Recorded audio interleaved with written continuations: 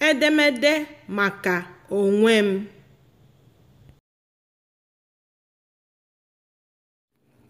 Ndewo ndị be anyị. Aha m bụ Chinenyechuka. Tata aga m akụzi otu esi ede maka ma kọwaa onwe gị. If you're new to my channel, I'd like for you to subscribe, like, and share this video. We're about to start right now, but remember, I am going to use fictitious names. So these names are no real persons, and the stories are no real stories, okay?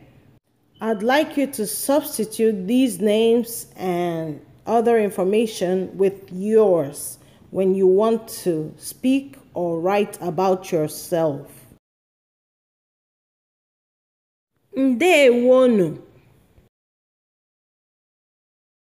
Aha m bụ Udo Ibe.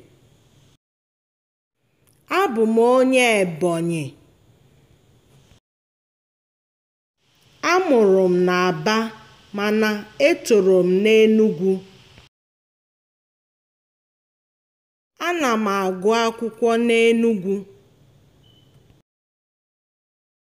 Ana m agụ gredi nke 9.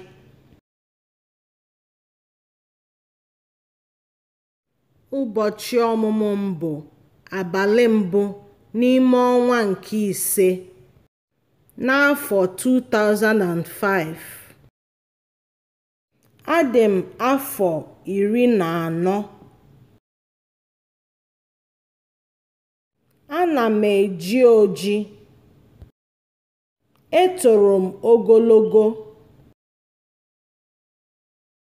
Amaghị m agba bọọlụ, mana ọ na-amasị m ikiri ya n'onyonyo. Ama m agba egwu ma na-agbakwa ọsọ. Ọ na-amasị m iri ji, osikapa na ogede. Ahụrụ m onwe m n'anya n'ihi na abụ m ezigbo nwata.